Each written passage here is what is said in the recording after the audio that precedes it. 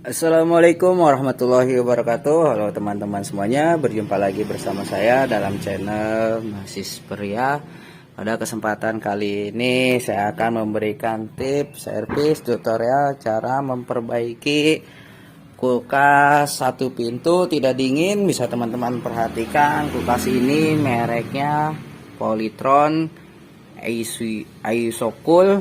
Sini problemnya teman-teman, kulkas ini tidak dingin, hanya bagian pada lampunya saja menyala. Sini saya akan mencoba mencolokkan steker colokan kulkas ini. Bisa teman-teman lihat sini teman-teman, ada apinya ya teman-teman, ada listriknya ya teman-teman. Dan sini steker kulkas ini saya akan colokin. Sini tidak hidup ya teman-teman, kompresor ini tidak hidup, tidak bergetar, tidak menyala. Sedangkan pada bagian lampu kulkas ini menyala ya teman-teman. Lihat teman-teman, bagian evaporator di sini tidak ada dinginnya karena kompresor kulkas ini tidak hidup. Oke teman-teman, bisa kemungkinan penyebab kompresor kulkas ini tidak hidup atau tidak menyala. Di sini ada bagian PTC atau overloadnya, mungkin yang mana rusak atau mati. Bisa juga pada bagian pengatur suhu atau termostat ya di sini ya teman-teman. Dan untuk langkah pertama di sini saya akan melakukan pengecekan pada bagian PTC overload di sini. Langkah pertama saya akan mencabut colokan steker ini, saya cabut saja.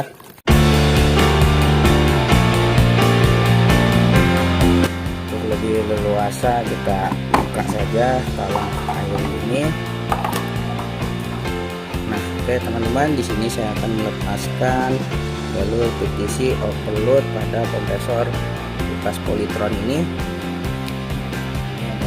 Saya buka terlebih dahulu.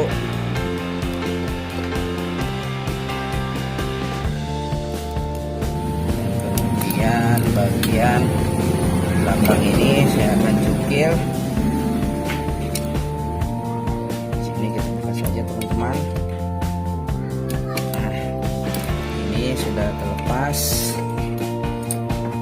Nanti di sini saya akan mengukur PTC atau overload pada kulkas satu pintu ini.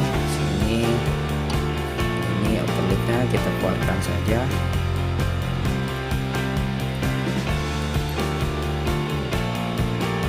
Dan ini PTC nya lepaskan.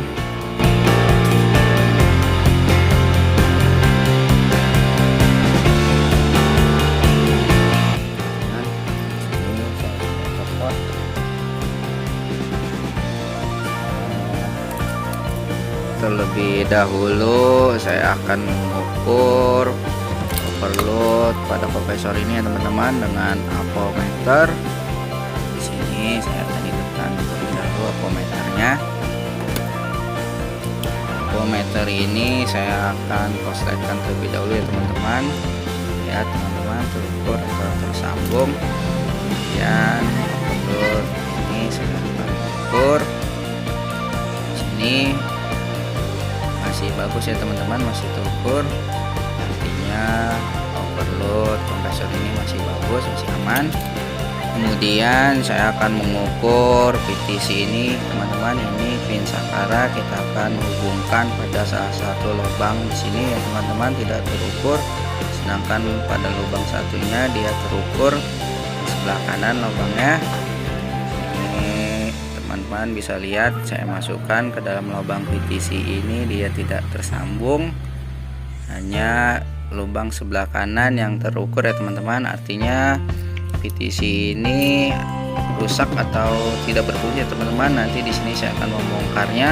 Nah, buat teman-teman perhatikan apabila ingin mengganti PTC ini, perhatikan pin saklar ya teman-teman, ada di sebelah kiri. Oke, di sini saya akan membongkarnya saja. Kita lihat dalam si PTC ini apakah heater keramik pada PTC ini pecah atau retak ya teman-teman, sehingga PTC ini tidak berfungsi. Teman-teman bisa membukanya seperti ini. Nah, ini lihat teman-teman, heater keramik pada PTC ini pecah. Ini saya akan keluarkan, lihat teman-teman. Nah, inilah penyebab kenapa kompresor ini tidak mau start, karena heater keramik pada PTC ini pecah, sehingga menyebabkan kompresor ini tidak berfungsi atau bekerja ya teman-teman. Nah, ini teman-teman bisa lihat di sini heater keramiknya pecah. Perlu teman-teman ketahui bahwa PTC relay pada kompresor kulkas ini merupakan suatu alat yang berfungsi untuk penghubung lilitan kumparan pada kompresor sebagai start dan running. Dan apabila heater pada PTC ini pecah, maka kompresor ini gagal starting. Oke teman-teman, di sini saya sudah memiliki atau membeli PTC yang baru, dan perlu teman-teman perhatikan ketika ingin mengganti PTC kompresor ini. Di sini ada pin saklarnya ya teman-teman. Usahakan teman-teman membeli atau mengganti sesuai contoh pada PTC yang lama ya teman-teman. Di sini sebelum saya akan ganti, saya akan ngetes atau mengukur terlebih dahulu pada PTC ini teman-teman. Teman-teman bisa perhatikan, lihat teman-teman, terukur, terhubung, dan pada pin saklar ini semuanya songketnya terhubung atau terukur ya teman-teman. Artinya PTC yang baru ini masih bagus. Nanti saya akan memasang kembali pada kompresor ini teman-teman. Oke teman-teman, langsung saja saya akan memasang PTC yang baru ini sesuai pada jalur atau songketnya teman-teman.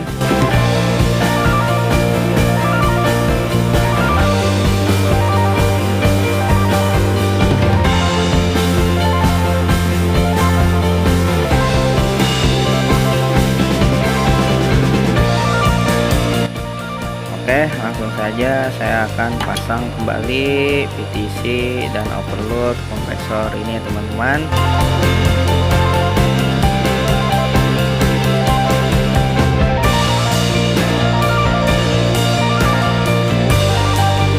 Oke teman-teman, setelah saya selesai memasang PTC dan overload pada kompresor ini, saya akan menggunakan tang ampere untuk mengetahui ampere kompresor ini maupun tegangan pada kompresor ini teman-teman hidup atau tidaknya. Teman-teman bisa lihat di sini saya sudah setting pada buzzer 20 ampere, dan colokan steker kulkas ini saya akan colokin. Teman-teman bisa lihat di sini ada apinya teman-teman ya. Kemudian steker ini saya akan colokin.